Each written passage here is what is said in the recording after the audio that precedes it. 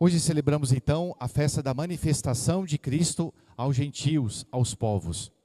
Quando nós celebramos o Natal, nós lembramos do relato dos anjos que anunciam aos pastores a chegada de nosso Salvador.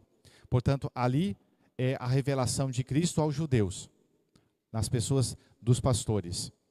Hoje são os gentios, os povos pagãos, que são convidados a virem até o Senhor. Portanto, nós encontramos ali no presépio, que nós colocamos os pastores e os magos juntos. Nós sabemos que isso de fato não aconteceu simultaneamente. Primeiro vieram os pastores e depois aconteceu a chegada dos santos reis magos, que, como nós sabemos, dizemos que são reis, conhecemos os nomes deles e o número deles pela tradição, não pela Sagrada Escritura. Pois bem, mas a festa de hoje é uma festa muito importante, porque é uma manifestação do alto, é a Epifania, manifestação de Deus nosso Senhor. Muito bem, existe o São Mateus, que é o evangelista desse dia, diferentemente dos outros relatos, que geralmente é São Lucas, que fala da infância do Senhor. São Mateus escreveu o primeiro evangelho com o objetivo de dar a boa nova, de levar a boa nova aos hebreus. Portanto, o olhar de São Mateus é exatamente para mostrar que cumpriu-se as Escrituras referentes ao Messias, aquele que era prometido de acordo com as Escrituras. Por isso, o detalhe e o olhar de São Mateus é um pouco diferente de São Lucas, que tem um outro público também como alvo. Mas vamos ao evangelho de hoje, que é muito rico. É o capítulo 2 de São Mateus, dos versículos de 1 a 12. E São Mateus começa dizendo assim, fazendo mais ou menos como nós escutamos no relato do nascimento do Senhor no Natal, situando a autoridade política da época, mais ou menos a origem histórica do Senhor. Portanto, ele diz assim, tendo, pois, nascido Jesus em Belém de Judá, no tempo do rei Herodes, eis que uns magos vieram do Oriente a Jerusalém. Nós sabemos que houve 6 Herodes. Esse aqui é o Herodes o Grande, Herodes Magno. Não vamos nos parar muito na figura de Herodes, porque nós não queremos falar do personagem que é contrário a Jesus. Mas o rei Herodes, portanto, era esse chamado o Herodes Magno. É exatamente aquele que mandou matar as crianças. Logo depois do relato que os reis magos partiram, voltaram, depois que encontraram o menino por um outro caminho. No versículo 2, São Mateus diz assim, os reis magos disseram, onde está o rei dos judeus que acaba de nascer? Porque nós vimos a sua estrela no Oriente e viemos adorá-lo. Então, vidimos et venimus. 2 palavrinhas que servem para a gente, talvez até fazer uma consideração durante um longo retiro, né? Mas a gente pode abreviar um pouco para a nossa meditação nesse dia. Primeira coisa, é interessante que pessoas de fora trazem uma profecia para algo que era próprio dos judeus. E o rei Herodes, que estava ali, que deveria saber onde teria nascido, não sabe sequer que nascera o rei. É interessante porque pessoas de um país longínquo, desconhecido, vêm de longe trazendo uma boa notícia. Mais uma vez, a gente lembra que com as coisas de Deus, muitas vezes nós somos surpreendidos. Então, o elemento da surpresa. Deus está onde menos nós esperamos. E Ele age exatamente de acordo com o seu plano e não segundo os nossos critérios. Então, a primeira coisa. E os reis magos dizem, onde está o rei que acaba de nascer? O versículo seguinte fala da perturbação de Herodes. O versículo 3 diz assim, ao ouvir isto, o rei Herodes turbou-se e toda a cidade de Jerusalém com ele. Nós podemos imaginar, por que ele se perturba? Ele se perturba porque nasce um rei. E ele é rei. É bem verdade que é um rei de fantoche. Mas o rei Herodes é um rei colocado ali pelos romanos para governar a Judéia. E é interessante, o rei Herodes nem era bem visto pelos próprios judeus, porque nem judeu de sangue puro ele era. Ele era um edomita, e os edomitas vêm de Edom. Edom é um segundo nome para Esaú. Filhos de Abraão, se nós nos lembramos, foram Esaú e Jacó. E Deus houve a mudança do nome deles. E Esaú para Edom e Jacó para Israel. Aí vem a palavra israelita. Não é? Os descendentes de Israel, ou seja, de Jacó, que era a descendência correta.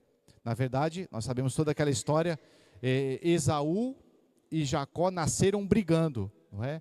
E Esaú perdeu o seu direito, vendeu o seu direito da primogenitura para Jacó. Portanto, ele suplantou o seu irmão. Na verdade, a descendência do Messias seria Abraão, Isaque e Esaú. Mas, por conta disso, ficou Abraão, Isaque e Jacó. Então, Herodes não era descendente de Jacó, de Israel, mas de Esaú, ou seja, de Edom. Por isso ele é um edomita.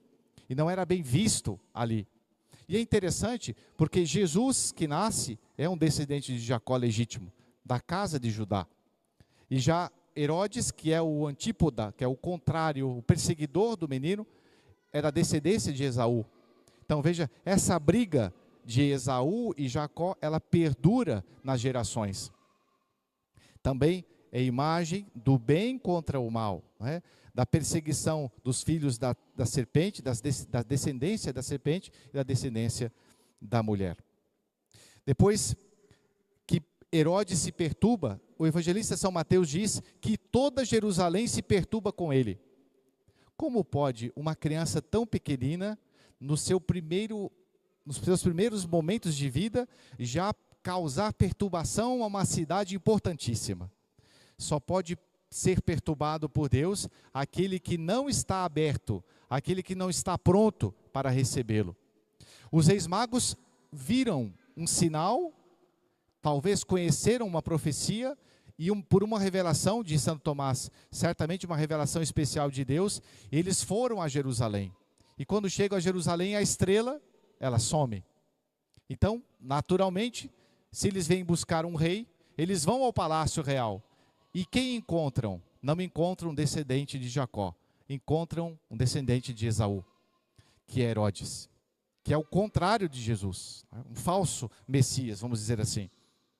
Pois bem, então Herodes, que já deveria conhecer as Escrituras, mas não conhecia, por ser mau, ele então inquire, pergunta para os escribas, para os entendidos da lei, onde, em que lugar nasceria o Messias? Porque havia não só a profecia com respeito à descendência, à estirpe do Messias, mas também o local que nasceria, o ano que nasceria, etc. Os detalhes de quando viria o Salvador, o Messias esperado.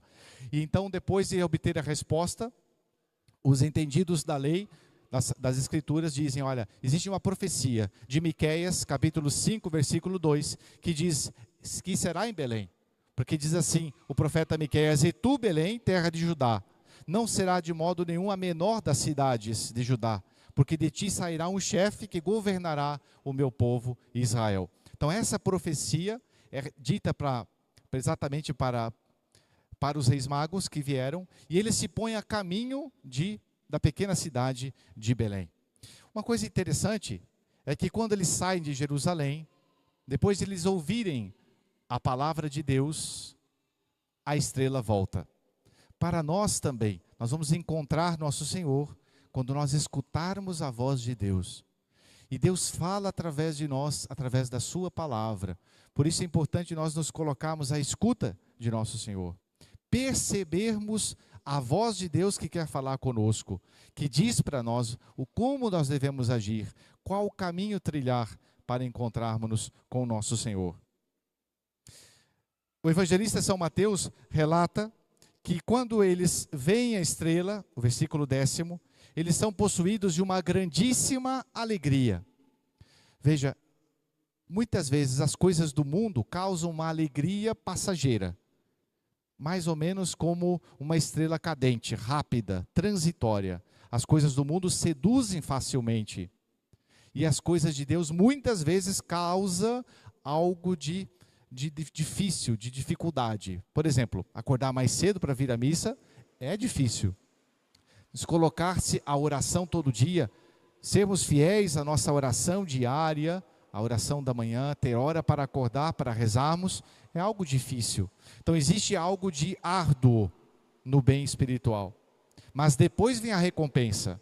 Então, assim, as coisas de Deus são assim, causam talvez dificuldade no começo, mas depois entregam uma grande alegria. Por isso é preciso provar, como diz a Sagrada Escritura, quão suave é o Senhor. Não esperar apenas por coisas, alegrias passageiras do mundo, que entregam rapidamente uma certa alegria, mas depois deixam a tristeza na consciência. Ao contrário, as coisas de Deus são difíceis no começo, mais árduas no começo, mas depois geram a paz e a alegria. E o evangelista continua dizendo que, seguindo a estrela, eles entraram na casa, viram o menino com Maria, sua mãe, e prostrando-se, o adoraram. Então, esse gesto de adoração, eles viram a estrela e vieram para adorar o Senhor. Nós também precisamos vir adorar o Senhor. O gesto de adoração é exatamente algo que é o ouro da oração. Adorar significa render a Deus um culto de excelência, perfeito. Isso vai acontecer no alto do Calvário. Jesus na cruz, elevado no Calvário, ele presta a Deus um ato perfeito de adoração ao Pai, por nós. Então, por isso que a Santa Missa, ela é tão importante, porque nós nos unimos à adoração que nosso Senhor presta ao Pai. Portanto, a oração mais perfeita, o gesto mais eloquente, mais sagrado, que uma criatura pode prestar ao seu Criador, segundo Santo Tomás de Aquino. E esse gesto no Antigo Testamento, ele era representado pela destruição das vítimas. Muitas vezes havia até o holocausto, em que a vítima era esquartejada, era oferecido o sangue da vítima, a vida, mas também era queimado no holocausto aquela vítima a Deus. No Calvário, Jesus é a divina vítima que se oferece ao Pai por nós. Jesus, ele é a vítima perfeita e ele também nos convida a nos unirmos a ele. Nós que somos tão imperfeitos, oferecemos o sacrifício perfeito ao Pai, portanto, participando da Santa Missa. O próprio gesto em que nós nos encontramos, todos orientados para a cruz, simboliza, revela aquilo que de fato acontece no altar do sacrifício. Todos nós nos unimos a Jesus, que é a vítima perfeita, que se oferece ao Pai por nós. Por isso, esses três presentes, o ouro, o incenso e a mirra, que expressam também essa adoração, segundo o Papa Bento XVI. É interessante porque oferecem o ouro, porque vem naquela criança a realeza dela. Depois oferecem o incenso, porque vem a sua divindade. É exatamente o gesto de adoração. A ninguém se pode prostrar a não ser diante de Deus.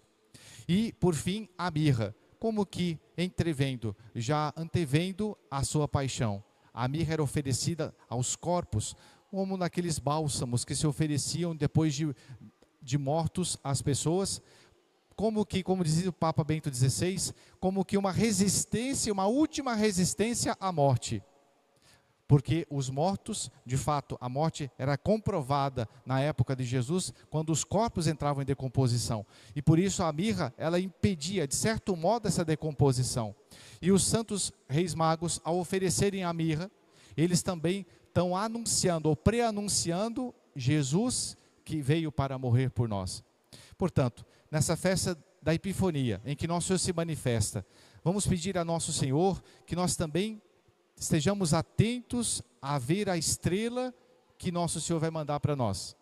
Às vezes a estrela é uma pessoa, às vezes a estrela é uma palavra, é uma voz da consciência que nos pede para a gente fazer algo diferente, para a gente se dedicar mais à oração, a vencermos mais algum vício, algum pecado específico. Às vezes essa estrela pode ser uma grande provação da nossa vida. Enfim, o importante é nós percebamos, tenhamos essa percepção de que nosso Senhor vai enviar uma luz especial para que guie o nosso caminho, para que nós o encontremos a razão do nosso ser.